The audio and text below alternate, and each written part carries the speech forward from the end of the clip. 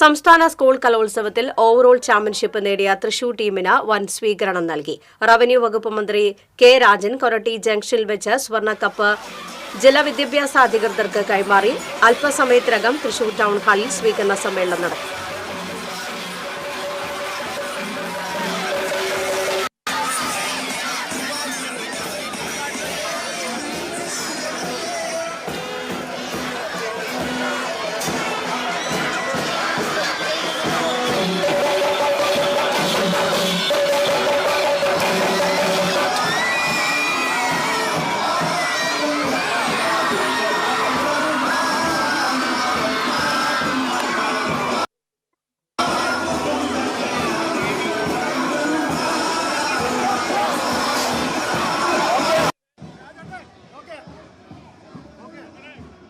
വിവരങ്ങളുമായി ശ്രീകേഷ് വെള്ളാനിക്കര ചേരുന്നു. ശ്രീകേഷ്, കാൽ നൂറ്റാണ്ടിന് ശേഷമാണ് തൃശൂർ കലോത്സവത്തിലെ സ്വർണ്ണക്കപ്പിൽ മുത്തമിടുന്നത്. ആവേശോജ്വലമായ സ്വീകരണമാണ് തൃശൂർ ടീമിന് നൽകിക്കൊണ്ടിരിക്കുന്നത്.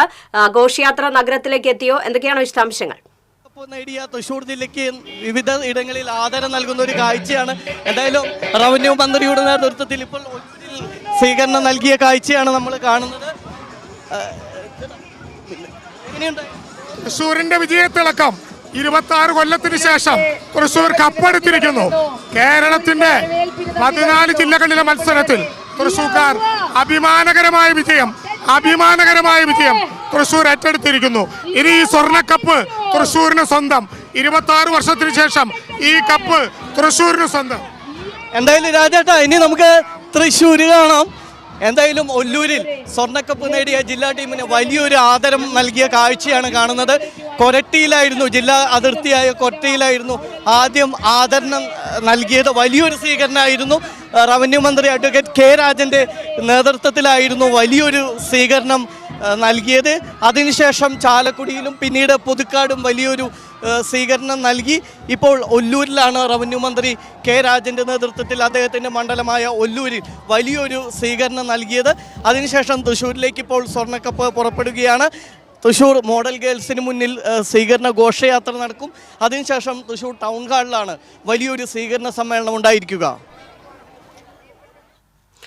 ശ്രീകേഷാണ് വിശദാംശങ്ങൾ നൽകിയതിന്. സംസ്ഥാന സ്കൂൾ കലോത്സവത്തിൽ ഓവറോൾ ചാമ്പ്യൻഷിപ്പ് നേടിയ തൃശൂർ ജില്ലാ ടീമിന് സ്വീകരണം നൽകുന്നു. ആവേശോജ്വലമായ സ്വീകരണമാണ് രാവിലെ മുതൽ നൽകിക്കൊണ്ടിരിക്കുന്നത്.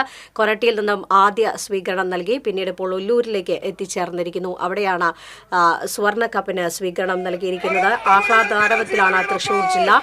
എല്ലാ സ്കൂളുകളിൽ നിന്നുള്ള കലോത്സവത്തിൽ പങ്കെടുത്ത വിദ്യാർത്ഥികൾ ഉൾപ്പെടെ നേതാക്കളെല്ലാം തന്നെ ഈ സ്വർണ്ണക്കപ്പിനുള്ള വരവേൽപ്പിനായി സ്ഥലത്തുണ്ട്. ഇപ്പോൾ കൊരട്ടിയിൽ നിന്നും യാത്ര പുറപ്പെട്ട് ഒല്ലൂരിൽ എത്തിയിരിക്കുന്നു. അതിനുശേഷം തൃശൂർ നഗരത്തിലേക്ക് കടക്കും. ടൗൺ ഹാളിലാണ് സ്വീകരണ സമ്മേളനം നടക്കുക. ഘോഷയാത്രയായി തൃശൂർ നഗരത്തിലൂടെ ടൗൺ ഹാളിലേക്ക് സ്വർണ്ണക്കപ്പ് വഹിച്ചുകൊണ്ടുള്ള ഘോഷയാത്ര നടക്കും. ആഹ്ലാദാരവങ്ങൾ മുഴക്കി വിദ്യാർത്ഥികളും ഒപ്പം തന്നെയുണ്ട്. 26 വർഷങ്ങൾക്ക് ശേഷമാണ് സ്വർണ്ണക്കപ്പ് തൃശൂർ ജില്ല നേടുന്നത്.